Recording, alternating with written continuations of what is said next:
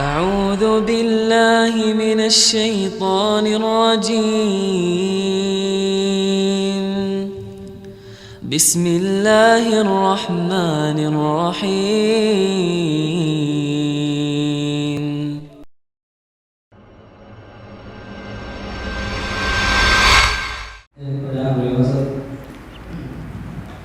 Tanya Pak Ustaz, agar mendapat amalan yang cukup banyak, apa bisa kita ikut jihad seperti perang yang dilakukan di negeri kita ini dengan mengebom gereja dan orang kafir? Allahu Akbar. Iya, pertanyaan sangat menarik ini jamaah. Karena kita lihat umat Islam ini dihancurkan dari luar dan dari dalam.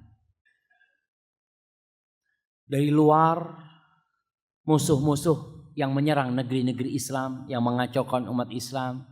Kita dulu ingat 350 tahun dijajah Belanda. Kita tahu Mesir dijajah oleh Inggris. Kita tahu Libya dijajah oleh Italia. Negeri-negeri Islam dijajah. Ini yang pertama. Yang kedua yang menghancurkan umat Islam adalah dari dalam sendiri. Dengan munculnya sekte-sekte dan aliran-aliran yang menyimpang dari Islam. Banyak aliran itu.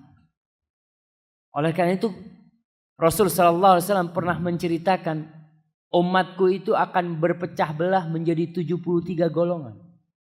73 golongan kata Rasul sallallahu alaihi wasallam. Kulluha finnar illa wahida. Semuanya di neraka kecuali satu. Para sahabat tidak tanya tentang yang 72. Enggak. Mereka bertanya yang selamat siapa? Apa kata Nabi SAW? Humul jamaah. Mereka adalah al-jamaah. Satu kelompok dari umat Rasul SAW yang berada di atas kebenaran. Dalam riwayat lain Nabi SAW mengatakan makanu ala mithli ma ana alaihi al-yawm wa ashabi. Mereka yang mempraktekkan Islam, mengamalkan Islam seperti yang aku amalkan bersama sahabatku pada hari itu. Jadi Islamnya Rasul SAW dan para sahabatnya. Muncul istilah Ahlus Sunnah wal Jamaah. Tapi semuanya sekarang mengklaim Ahlus Sunnah wal Jamaah. Siapa yang tidak mengaku Ahlus Sunnah wal Jamaah? Sampai yang ngebom pun ngomong Ahlus Sunnah wal Jamaah. Gak penting orang itu mengklaim. Yang penting benar enggak engkau Ahlus Sunnah wal Jamaah. Apa artinya Ahlus Sunnah? Mereka orang-orang yang menghidupkan sunnah Rasul SAW. Mengikuti amalan-amalan Rasul SAW dan para sahabatnya. Dan mereka berkumpul di atas kebenaran itu. Salah satu sekte yang berbahaya, yang merusak dan mencoreng citra Islam adalah Al-Khawarij. Al-Khawarij ini kaum pemberontak sebenarnya dahulu. Mereka sudah muncul di zamannya Utsman bin Affan. Di zamannya Utsman bin Affan, apa yang dilakukan oleh orang Khawarij? Mereka membunuh Utsman bin Affan. Bayangkan, sahabat Nabi dibunuh. Sama orang-orang Islam, iya. Islam mereka. Kemudian di zamannya Ali bin Abi Thalib muncul orang-orang Khawarij. Lagi. Salah satu tokohnya namanya Abdurrahman ibn Muljam. Dia itu membunuh Ali bin Abi Thalib. Dan dia membunuh Ali mengharapkan masuk surga. Antum bisa bayangkan, membunuh sahabat Nabi yang dijamin masuk surga, mengharapkan masuk surga. Inilah pemikiran. Orang kalau sudah rusak pemikirannya, dia akan gampang mengkafirkan. Pemerintah kafir. Kenapa? Karena hukumnya taghut. Terus polisinya juga kafir. Karena kerja di pemerintahan yang kafir. Berarti yang kafir darahnya halal. Kalau gitu bunuh. Si enak.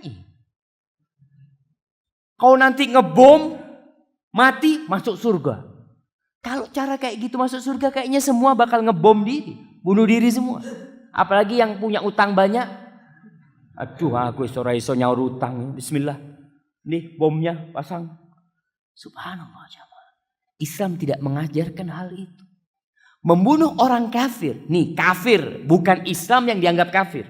Yang kafir asli. Tidak dalam kondisi perang. Rasul SAW menceritakan, beliau berkata, man qatala mu'ahadan. Barang siapa yang membunuh orang kafir yang ada perjanjian dengan umat Islam.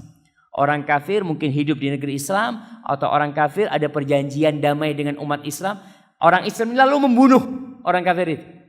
Dengan harapan masuk surga. Apa kata Rasul SAW? Lam yaruh raihatal jannah. Dia tidak akan mencium baunya surga.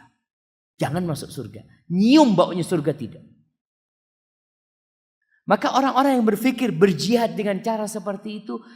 Inilah karena pendidikan agama rendah di Indonesia. Dan kebanyakan yang ikut aliran seperti itu anak-anak muda. Yang memang gak pernah sekolah agama dengan benar. Anak SMA ya. Dan ini PR kita bersama. Dan pemerintah kita memerangi mereka tidak hanya dengan kekuatan. Karena kalau cuma memerangi pemikiran itu dengan densus umpamanya. Orang ini mati yang dibunuh terorisnya itu.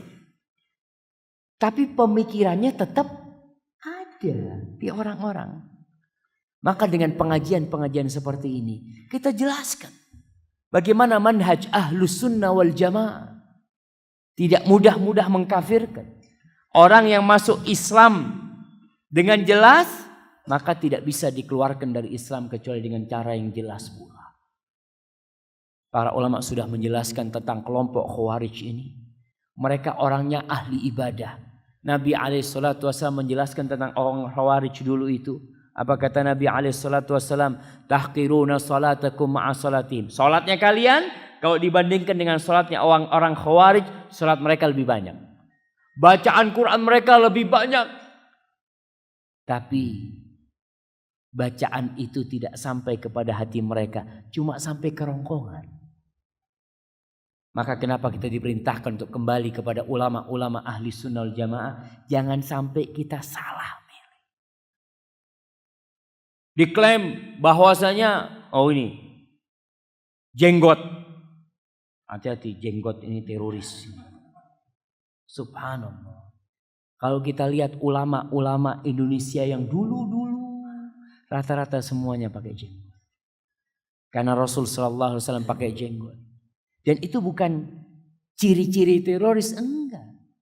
Namun media memang menggambarkan Islam itu keras. Islam itu bukan rahmatan lil alamin. Ini buktinya. Ini mereka ingin memojokkan Islam sebenarnya. Islam itu rahmatan lil alamin. Dan kita yang ngerti harus menunjukkan ini loh Islam yang sebenarnya. Maka pertanyaan tadi yang mengatakan ada sebagian yang mungkin dengan ngebom sana ngebom sini. Dia berpikir dia bisa masuk surga. Jangan dulu. Kau belajar. Jihad memang benar. Disyariatkan. Allah memerintahkan dalam Al-Quranul Karim. Qatilul musyrikin. Kalian bunuh orang-orang musyrik.